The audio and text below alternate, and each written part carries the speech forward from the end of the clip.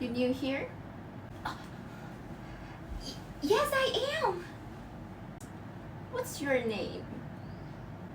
Hi, I'm COVID-19. Oh, hi, COVID-19. I am PM 2.5. Nice shirt, by the way. Thanks. It's my mom. So, you are also study the lower respiratory tract class, huh? Yes. Are there anything I need to know about the class? For you? I'm sure that's a lot. Okay, well, spill it? Well, lucky for you, dear kids. Today is my presentation day, so just watch and learn. Okay. Hi guys, welcome to my presentation. Today my presentation is about the lower respiratory tract. I hope you guys enjoy it. Now don't waste your time. Let's get started.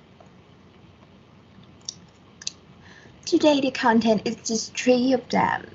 It contains the lungs, the trachea, and the last one is the bronchus, bronchial, and alveoli. Let's get started. First, we're gonna see about the lungs. As you guys know, the lung is a pair, right? It's a pair. A pair of lungs is a half cone shape, which divides into 2 parts: the apex part and the base part. You can see that the apex part is around here, and the base part is around here.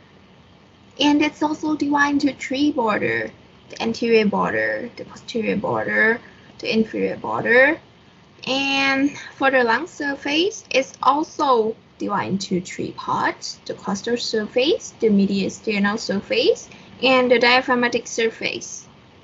You can see here's an anterior border, and the posterior border here, and the inferior border here. And for the costal surface, and the mediastinal surface here. And also the diaphragmatic surface here. Okay, easy, right? Next is the lung protection. Her name is pleura. Beautiful name, right? The pleura divides into 3 parts: the parietal pleura, visceral pleura, and the pleural cavity. You can see the parietal pleura here and the visceral pleura here. And this is the pleural cavity in between the parietal pleura and the visceral pleura. Next, we're gonna dig a bit deeper for the lung. It's the left and right lung, as you can see here.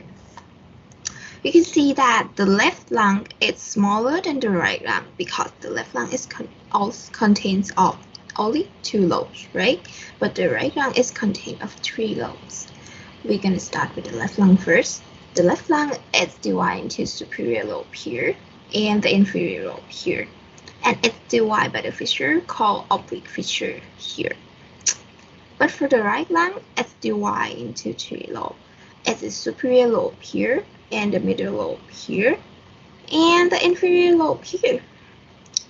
And for the superior lobe and middle lobe, it's divided by the fissure called the horizontal fissure right here.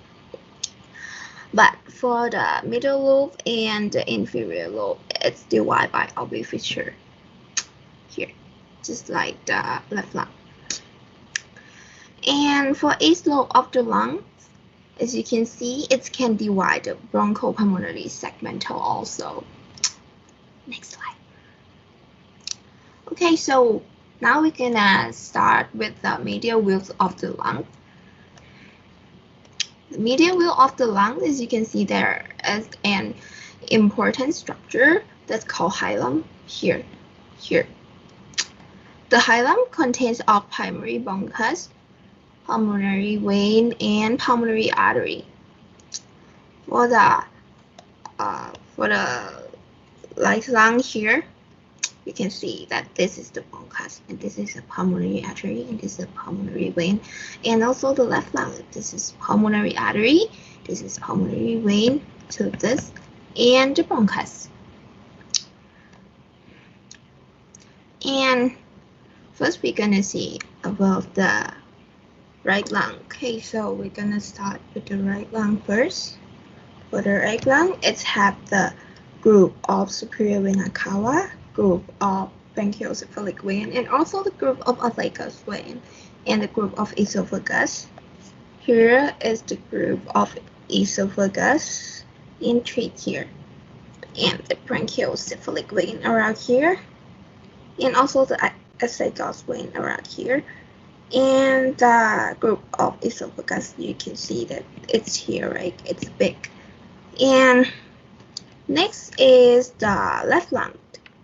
For the left lung, it has like a cardiac impression and cardiac notch, and the groove of subclavian artery, and also the groove of arch of aorta, and the groove of descending aorta, and the lingula at the upper lobe of left lung. You can see that the cardiac impression is here, and this is the cardiac notch in the lingula right here. And the group of the subclavian vein is around here. And you can see this is the arch of aorta groove, and the descending part of the aorta. And the next is trachea, our trachea.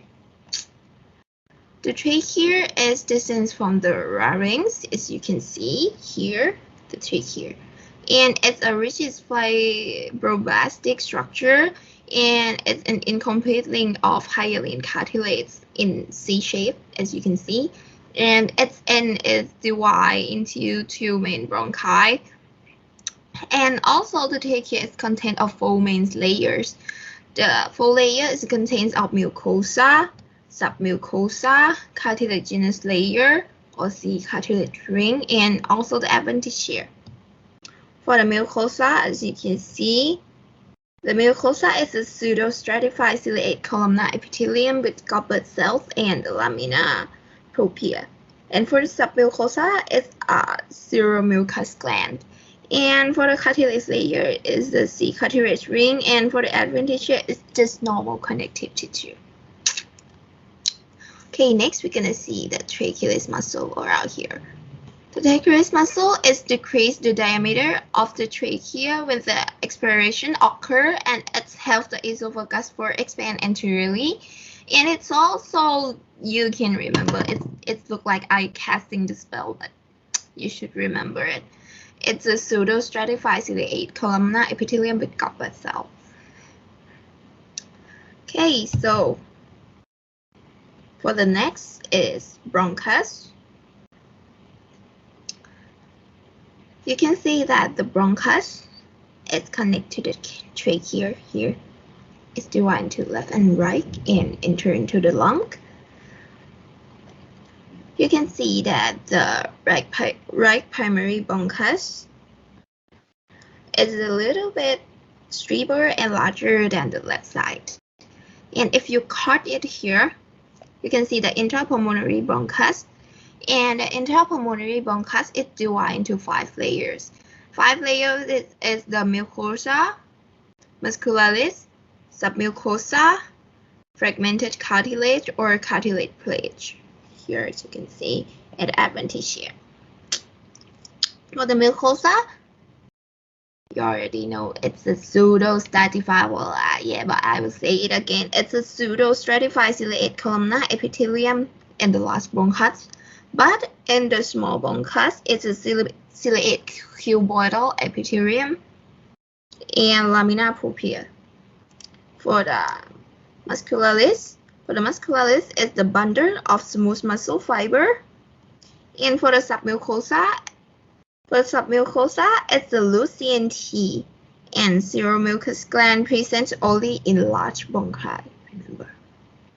And for the last one, for next, it's the fragmented cartilage plate. And the last one is adventitia. So next is the bronchiole. You can see this is connected to the bronchus here. Here's bronchiole. It's really small. It's less than 1 nanometers, and it has no cartilage or submucosal gland. And for the terminal bronchiole here, right here, you can see the terminal one. And the bronchiole is most distal segment for the conducting zone, and its cell here is the simple cuboid epithelium. It's simple. Next, the last part of my presentation, the respiratory bronchiole and the alveoli. First, we're going to start with the respiratory bronchiole. You can see that the respiratory bronchiole is the first area of gas exchange. It's scattered by alveoli here, alveoli.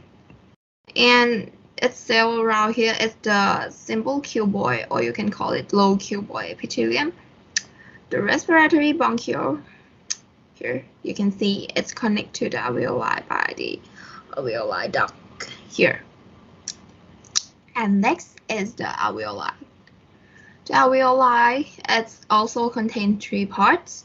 The alveoli duct, it's bind in passage line by alveoli.